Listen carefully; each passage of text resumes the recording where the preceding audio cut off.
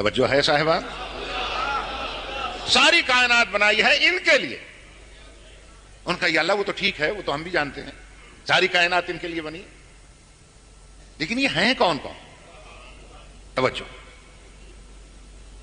اب تعارف اس کا نام لے کے کرایا جاتا ہے دوستو جو مرکزی حیثیت کر. بھئی یہ سارا ادارہ کس نے بنایا؟ تو نام لیا جائے گا مولانا مرحوم کا، مولانا محمد حسین صاحب قبلہ مجتہد العصر والزمان، انہوں نے بنایا. یہ کون ہے؟ یہ ان کے فرزند ہیں. اور وہ کون ہے؟ وہ ان کے پوتے ہیں. تو نام لیا جائے گا ہمیشہ اس کا جو مرکزی حیثیت رکھتا. اب میں دیکھنا یہ جاتا ہوں کہ تعارف اہل بیت میں اللہ نام کس کا لیتا ہے، کس کا نام لے کے تعارف کراتا ہے. اس نے کہا نہیں، پہلے یوں نام نہیں لوں گا، یوں نام نہیں لوں گا. عزتی و جلالی، مجھے اپنی عزت کی قسم، مجھے اپنے جلال کی قسم. یہ اللہ تو قسمیں کھا کر کیوں تعارف کرا رہا ہے؟ صرف اس لیے کہ جو چادر کے نیچے ہیں میں قسم کھا رہا ہوں اپنی عزت کی اور اپنے جلال کی. ان کا تعلق میری عزت سے بھی ہے، ان کا تعلق میرے جلال سے بھی ہے. جو ان کی محبت میں مستغرق ہو جائے گا اس کی عزت بھی بچاؤں گا، میرے جلال سے بھی بچے گا. اور جس نے ذرا ان سے انبن کی نہ جلال سے بچے گا نہ اس کی عزت چھوڑوں گا. عزت و جلال کی قسم. کون ہے یہ؟ ہم فاطمہ و ابوہا. فاطمہ ہے، و ابوہا اس کا باپ ہے، و بعلہا اس کا شریک حیات ہے، شوہر ہے، و بنوہا اور اس کے بیٹے ہیں. اب یہاں جتنے عربی پڑھے لکھے حضرات بیٹھے ہیں علماء کے فیض سے میں ان کی توجہ چاہتا ہوں. بھائی تعارف تو ہونا چاہیے تھا، مرکزی حیثیت تو پیغمبر کی ہے. کہنا چاہیے تھا یہ میرا رسول ہے، یہ اس کی بیٹی ہے، یہ اس کا داماد ہے، یہ اس کے بیٹے ہیں. لیکن اللہ اچھی طرح جانتا تھا کہ اعلان رسالت نہیں ہو رہا ہے، یہ اہل بیت کا تعارف ہو رہا ہے. یہ اہل بیت کا تعارف. اگر میں نے کہا کہ یہ میرا نبی ہے، یہ رسول ہے اور یہ اس کی بیٹی ہے، ادھر لفظ بیٹی آیا نہیں، خدا جانے کتنی بیٹیاں اہل بیت ہو جائیں. یہ داماد ہے، لفظ داماد آیا نہیں، خدا جانے کتنے داماد اہل بیت ہو جائیں. لہذا رسول کا نام نہیں لیا، نام لیا ہے جناب سیدہ کا.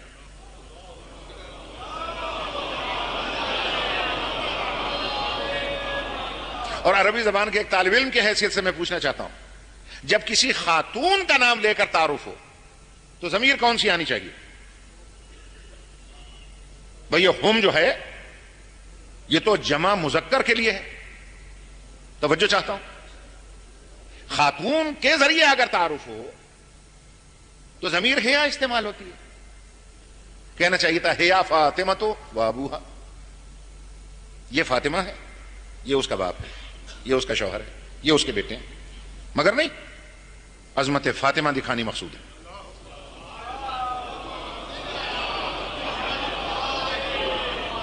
ہیا فاطمہ نہیں فرمایا بلکہ ارشاد فرمایا ہوم فاطمہ.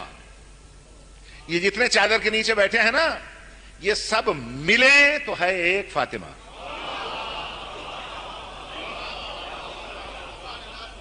یہ سب مل کے بنتے ہیں فاطمہ. یہ اس کا باپ ہے، یہ اس کا شوہر ہے. خدا کی قسم ختم کیا آج میں نے بیان ہی.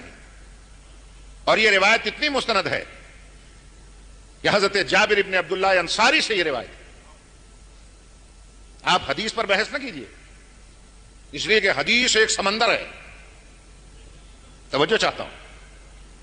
اگر میں اس بحث میں پڑ جاؤں کہ حدیث کسے کہتے ہیں، روات حدیث کسے کہتے ہیں، اسناد حدیث کسے کہتے ہیں، حدیث صحیح کسے کہتے ہیں، حدیث حسن کسے کہتے ہیں، صحیح لذاتہ ہی کیا ہے، صحیح لغیر ہی کیا ہے، مدلف کیا ہے، شاذ کیا ہے، مرتمز کیا ہے، حدیث ناسخ کیا ہے، حدیث منسوخ کیا ہے، حسن کیا ہے، حسن لذاتہ ہی کیا ہے، حسن لغیر ہی کیا ہے، حدیث متصل کسے کہتے ہیں، منفصل کسے کہتے ہیں، راجح کسے کہتے ہیں، مرجوح کسے کہتے ہیں. جب تک آپ ان سب کو نہ سمجھیں آپ حدیث پر بحث نہ کیجیے. توجہ ہے یا نہیں ہے؟ اور راویوں پر اگر آپ بحث کریں گے تو جابر بن عبداللہ انصاری واحد وہ راوی ہے کہ جس نے 7 معصوموں کا زمانہ دیکھا ہے.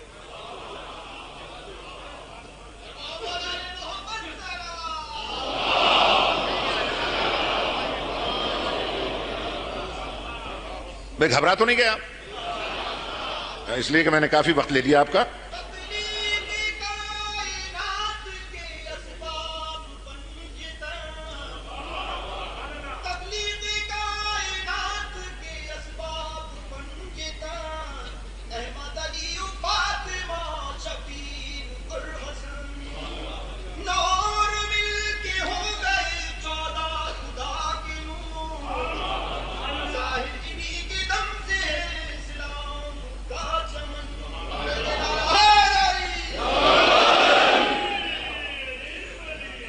ارشاد معصوم بھی سنتے رہیے.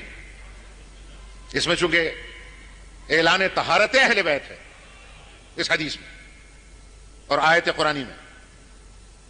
معصوم ارشاد فرماتے ہیں ارفعوا اصواتکم علینا بالصلاۃ طہارۃ و تزکیۃ لانفسکم. ہم پہ بآواز بلند اس لیے درود پڑھا کرو تاکہ تمہاری خلقت سے نجاست نکلتی رہے، طہارت آتی رہے.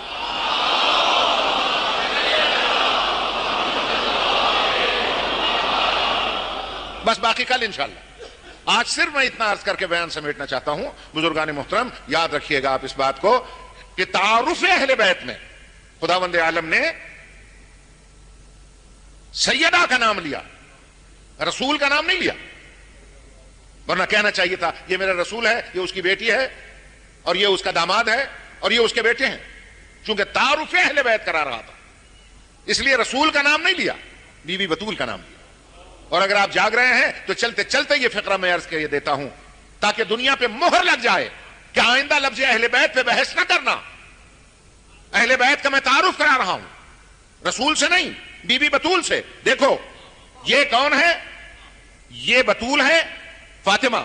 یہ سب اس کے رشتہ دار ہیں. یہ رشتہ دار باپ ہے، یہ رشتہ دار شوہر ہے، یہ رشتہ دار بیٹے ہیں، تاکہ دنیا کو علم ہو جائے کہ اہل بیت رسول کے رشتہ داروں کو نہیں کہتے، بی بی بطول کے رشتہ داروں کو کہتے.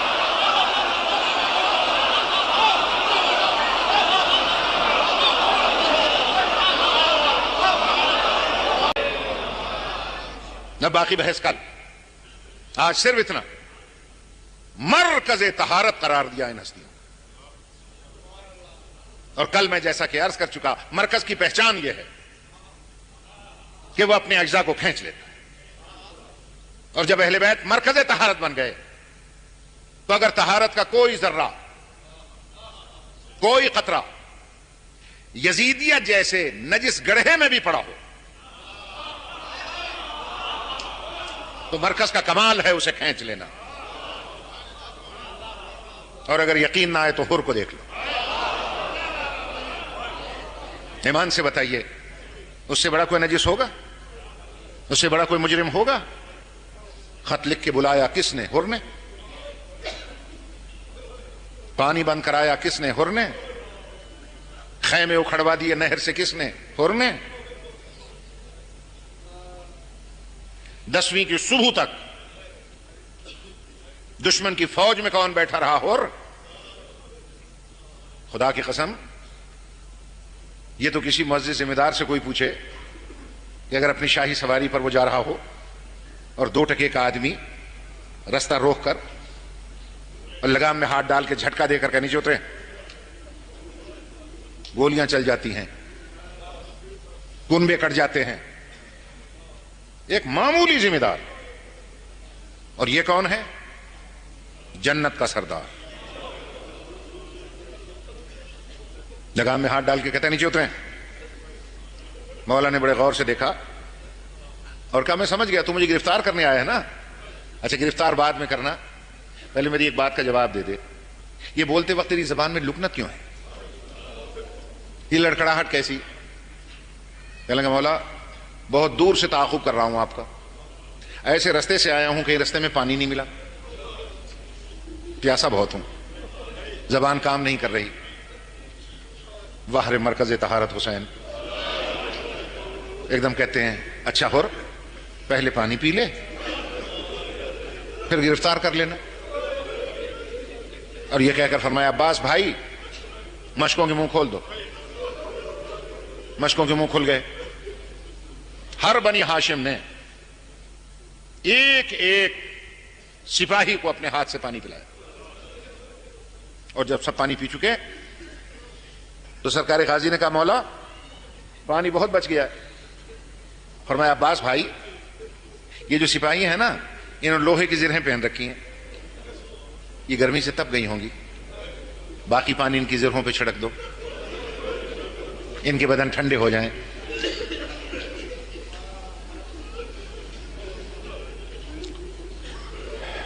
چھڑک دے گیا.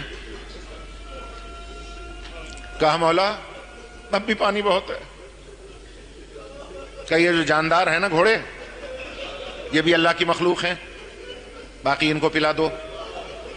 ان کو پلا دیا گیا. کہا مولا اب بھی پانی بہت ہے. کہا یہ جو گرم ریت ہے نا اس سے ان کے سم تپ گئے ہوں گے, باقی پانی ان کی سموں پر چھڑک دو. بزرگان محترم ذرا تاریخ پڑھ کے دیکھیے, یہ سب یہاں پانی پلا رہے ہیں اور کربلا کا شہنشاہ الگ سے ایک گلاس میں پانی لیے ہوئے اس راہ پہ کھڑا ہے جدھر سے ہرایا تھا. سرکار غازی نے پوچھا مولا آپ یہاں؟ کہا کہ ہاں علم امامت سے جانتا ہوں. علی یہ محاربی آ رہا ہے, ہور کے لشکر کا ایک سپاہی, وہ پیچھے رہ گیا اور اتنا پیاسا ہے کہ یہاں تک پہنچتے پہنچتے وہ ختم ہو سکتا ہے, سواری سے اتر نہیں سکے گا. میں اس کے لیے پانی لیے کھڑا ہوں. اور جب وہ آیا ہے قریب بخدا اس میں اتنی ہمت نہیں تھی کہ ہاتھ بڑھا کے پانی لے سکے. مولا فرماتے ہیں تو تکلیف نہ کر, یہ کہہ کر ساقی کوثر کا فرزند آگے بڑھا اور پانی کا جام اس کے منہ سے لگا دیا. بے ایمان سے بتائیے کہ جتنا پانی فاطمہ کے لال نے دشمن کو پلایا ہے اگر یہ محفوظ رکھتا تو کیا 10ویں کے دن 6 مہینے کے لال کے لیے پانی کا سوال کرتا؟ مگر وہر علی ظرف حسین, اتنا علی ظرف حسین پیاسا ذبح ہوتا رہا کند خنجر کے نیچے, مگر اس کی زبان سے یہ نہیں نکلا کل میں نے تمہیں اتنا پانی پلایا تھا, آج تم پیاسا ذبح کر رہے ہو مجھے. مگر اس اثار کا نتیجہ کیا نکلا؟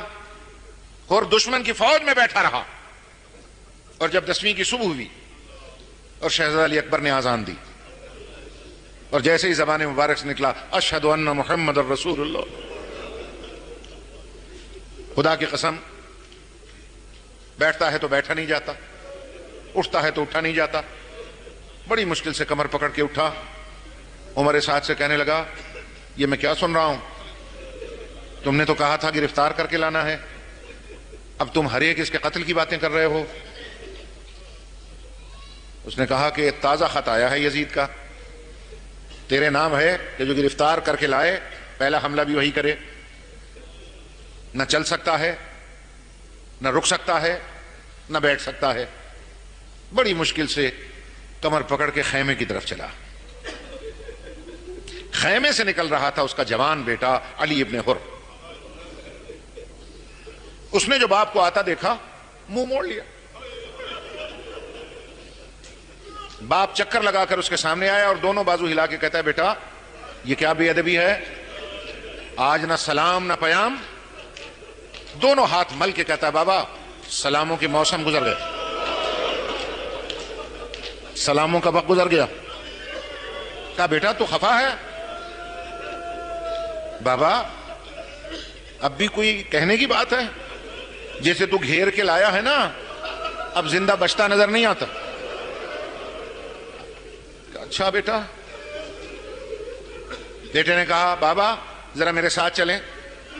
تھوڑی دور لے گیا اور لے جانے کے بعد کہتا یہ سیاہ خیمے کن کے ہیں؟ اس کے منہ سے نکل گیا جنہوں نے ہمیں پانی پلایا تھا. کہا اچھا پانی یاد ہے کہ یاد ہے؟ کہا بابا ذرا کان لگا کر سن کوئی آواز آ رہی ہے؟ اب جو آواز سنی تو ہر کھڑا نہ رہ سکا, جگر پکڑ کے بیٹھ گیا.